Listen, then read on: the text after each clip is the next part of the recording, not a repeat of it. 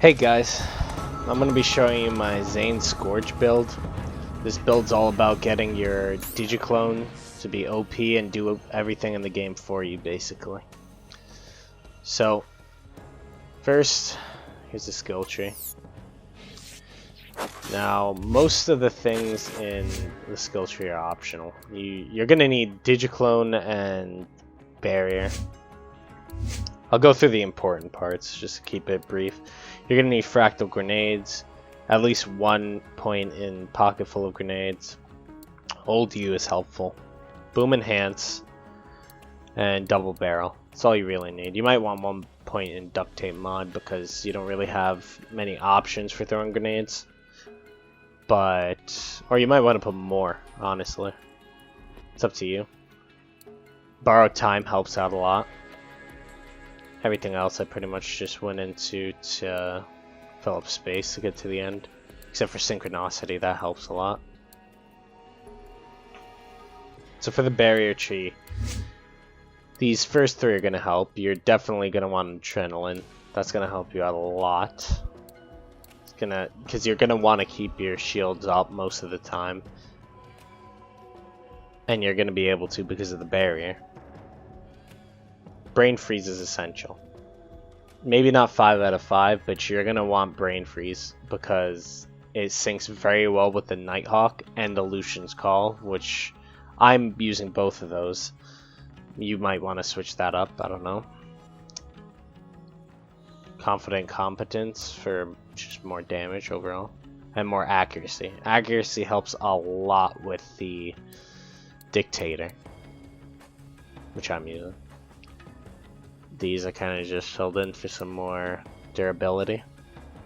There's a Steel I put 1 point into also for the Dictator.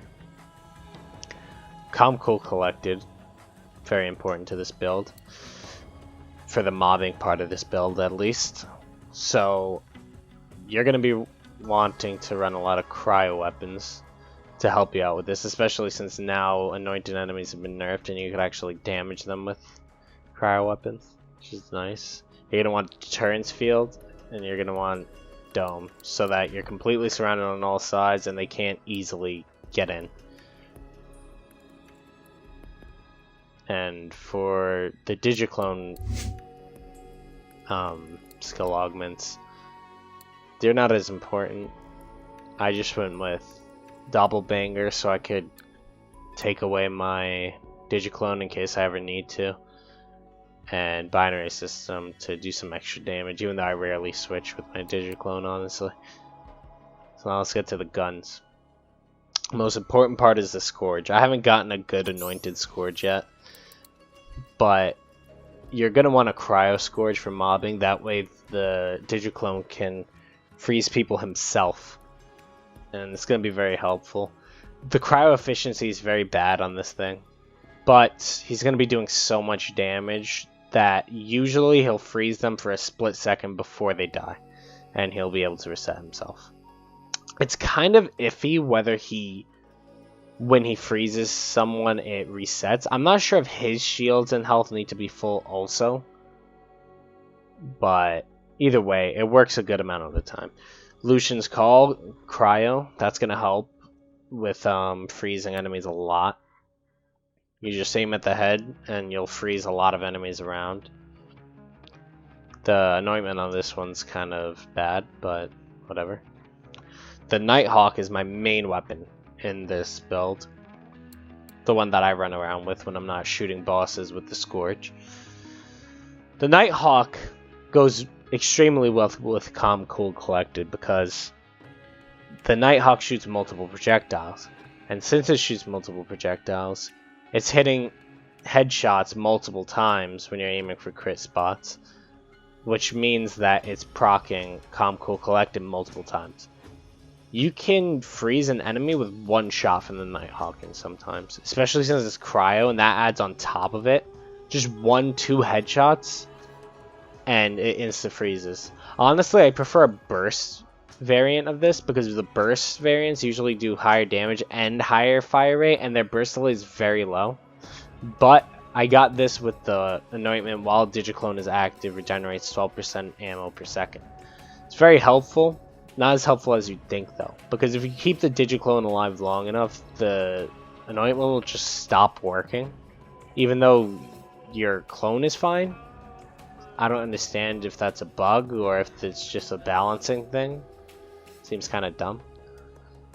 So, I should have had the stopgap equipped. So, the stopgap. You're going to be switching between shields for this, most likely. You don't need to. If you're going to use one shield, if you're one of those people who doesn't like switching anything up for their build, you're going to want to use something tanky. It doesn't specifically need to be the stopgap. You could use the backham, you could use the recharger. I use the stopgap because I have a great anointment on it. Well, sorry, this is the wrong stopgap actually. It's this one. Yeah. On action skill and action skill cooldown rate is increased by 20% for a short time. Let me just show you how fast I can regenerate my Digiclone because of this.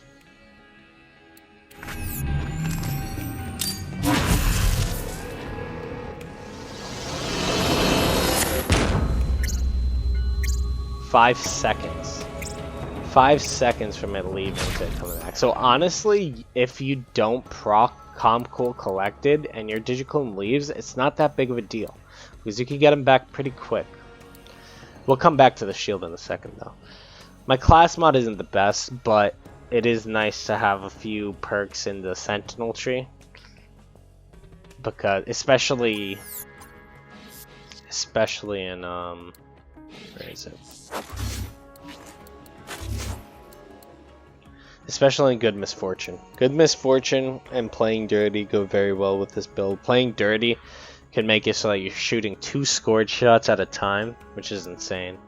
And Good Misfortune is just going to help you keep your action skills alive for longer in case you're not freezing enemies with a full shield, which can happen. My relic is a cryo efficiency relic. You're going to want that. That's going to help the Nighthawk and just absolutely freeze things instantly. It's insane. SMG damage, cryo efficiency is nice. Incendiary damage is nice. It buffs the Dictator.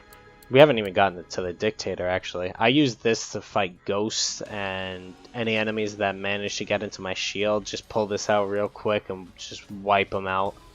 This thing's insane.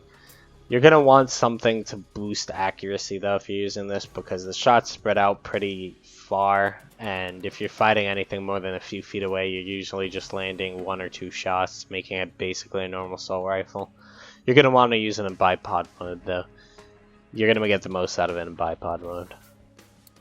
It's good as a secondary, not as a primary, in my opinion. On the relic, the slam launches a barrage of homing rockets. Doesn't really help me that much. I'd rather something else, but this build isn't perfect yet. Cloning Hunter Seeker. This is the best grenade I have for freezing right now. The cryo efficiency is insane, 1,429%. This thing freezes before it even reaches them for the explosion most of the time. It doesn't do much damage, which sucks, and I would prefer a cryo recurring hex. I haven't gotten one of those yet. I just have a shock recurring hex, but this will hold you over just fine. It has divider on it too. You're gonna want something homing though, because the clone is your only source of grenades, and the clone really sucks at throwing grenades, so you're gonna want something that can fend for itself. And now to the other shield we're going to be running. I at least run the rerouter when I'm fighting bosses, because the rerouter syncs so well with the Digiclone and the Scourge. The Digiclone gets your shield.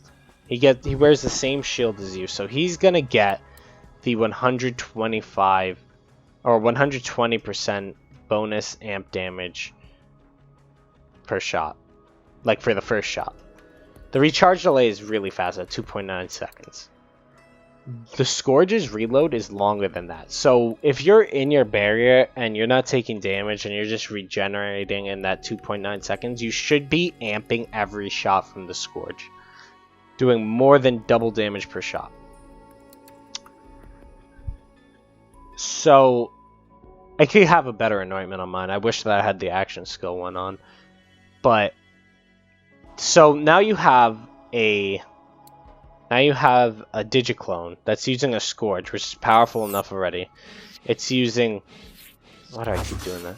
It's using Boom Enhance, which is going to make its reload speed up to 31% faster per grenade, which it can go up to 90% because that's 3 grenades.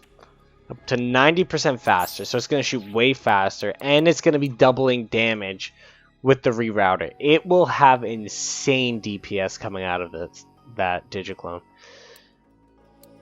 So when you're going up against a boss, you might want to take off the Cryo Scourge, put on like an electric one, a radiation one, electric one, whatever you have. Cryo can still work. It's just that most bosses are resistant to Cryo. But you do this and you're just gonna shred bosses, most of them at least, the ones that a Scourge can reach. And then top that off with the fact that you can shoot the Scourge yourself, and it takes no skill to use. This thing locks onto enemies, well, at least the rockets that come out of the primary rocket lock onto enemies. You don't need any accuracy. You top this off, right, with the fact that you get a bonus to damage by 25% just by being in your shield, and your clone gets a boost to its damage by standing in the shield. Both of you get a 25% boost to damage, along with all these other boosts that I mentioned. And you're just going to put out insane damage with this. Alright, well, that's enough for the build. Now let's get to the gameplay. First, we're starting off with a few Captain Tronk kills. Mainly chose bosses that you could kill without having an immunity phase, just so it would go by a bit faster. But what I like to do is I like to get behind Tron so that either my clone or me are always hitting the crit spot, but honestly I think I might have killed him faster just by standing in front of him.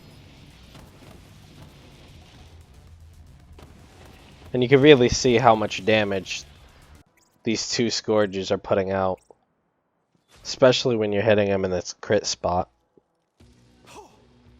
This one thing that's great about the crit is, the Scourge is that it can crit. And it can crit many times. Because of how many projectiles there are. You might want to keep your distance when using it, just because when you are further away it actually does more damage because it'll make more rockets as it's traveling to the enemy.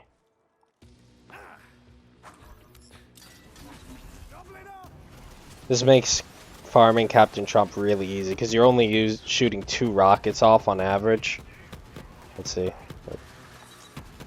Yeah, I only put out 2 rockets, so you just need to restore 8 rockets, and there's a bunch of ammo things up by the spawn, and honestly you'll probably get 8 rockets just from killing him.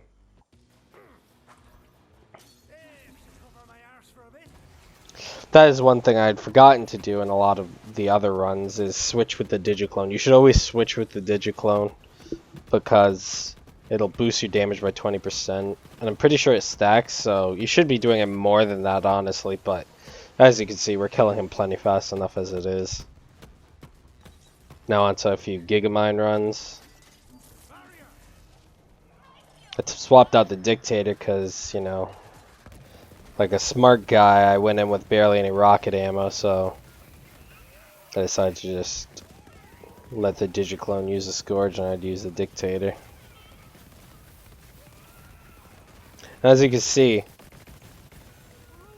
we were freezing him right there by hitting him in this crit spot, and since the Dictator shoots off so many projectiles, it makes it even easier to freeze without even using a freezing weapon.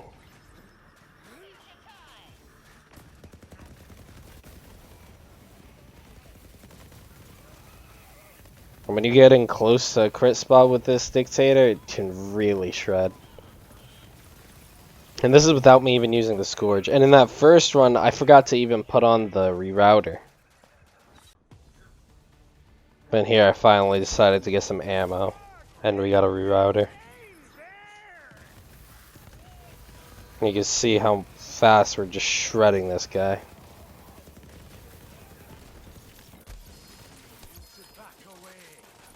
I don't think I even took damage till after.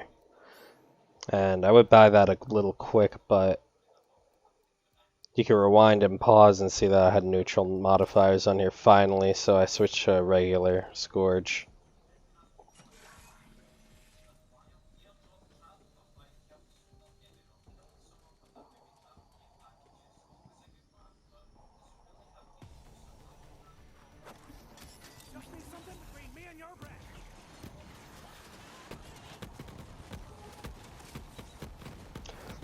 The best possible situation would be to give your Digiclone an electric Scourge and then have another Scourge equipped, switch to it, and then just shred the rest of them. That way you get the shields out of the way real quick, but even then, you're only saving a few seconds. Now onto the Katagawa Ball. I tried this against Katagawa normal, like, you know, the fight that goes on later on in the campaign, and it works, but he just moves so fast. This was my first run against Katagawa Ball, so I didn't know exactly the best way to take it, so I was trying to get, like, up, get a height advantage, you know, but as you can see, my Digiclone ended up completely destroying him. So then the next run I just figured, well, might as well just stay down there if it's gonna die that fast. And this is without even... Is this one elemental? I think this Scourge is not elemental. Like, imagine if I was using a corrosive and an electric one. Or even just a corrosive one. I mean, look at that. And it's barely any effort. That's what I love about this build, because I'm lazy as hell. And here we get to some mobbing in Slaughter Dome. Not gonna lie, I'm not doing so hot with this build right now, mobbing wise, just because of the event that's going on. These ghosts, man, they are a struggle with this build, because when they hit you, your accuracy goes down, and I can't hit shit with the Lucian's Call, on top of the fact that the Lucian's Call got nerfed a bit back. And then the fact that these ghosts can shoot and go straight through your barrier. They don't get affected by it. And the worst part is that your Digiclone doesn't aim at the skulls. And the rockets that come off the Scourge also don't aim at the skulls. So it is just a struggle right now. And honestly, I might need something to replace the Lucian's Call for long range freezing. But and I don't really like the Rowan's Call too much, so I don't know what I'm gonna do there. I used to run the Laser Splitter, and I love the Laser Splitter. It's great for... If you have one of those, that is also a good replacement for either the Nighthawk or the Lucian's Call for freezing. Even if it's not cryo, because, like, it gets so many hits on a head so quickly that it could just freeze things within a second of holding the trigger on their head. It's just that its range isn't very good. You're not going to be able to hit the crits on things that are far away. But this build does work just fine for mobbing. I like it much more for killing bosses, farming bosses, you know, because as you can see, the rerouter and the Scourge just shred every boss in their way. But you know, it's pretty good for mobbing also. The thing that's annoying about this build when it comes to mobbing also is that, like, as you can see just from here, it's kind of hard to line up headshots with all the particles in the way. It gets easier once they're frozen, obviously, because then you don't need to aim. You just aim at the same point and hold the trigger. But, like, honestly, I have a hard time shooting things half the time. That's why I rely on my Digiclone so much, to just pretty much do everything for me. I also had a negative modifier on my Nighthawk in this run, if you're wondering why I wasn't pulling that out. And the rerouter, when you run the rerouter, and you can run the rerouter against mobs too, and it'll kill them faster. You're just gonna have to, you know, actually call back in your clone, which, like I said, isn't that big of a disadvantage because it comes back so fast. I mean, look at that. Look how fast we just got that back. That was even less than 5 seconds. It literally, it turned yellow as soon as he left. I don't know what happened there, but like honestly, you could run it just rerouter. It's just that you're gonna, you know, it's gonna be annoying having to call it in over and over, and you're not gonna get anything out of Calm, Cool, and Collected, really. So unless you luckily hit something with the Hunter Seeker when your shield happens to be up.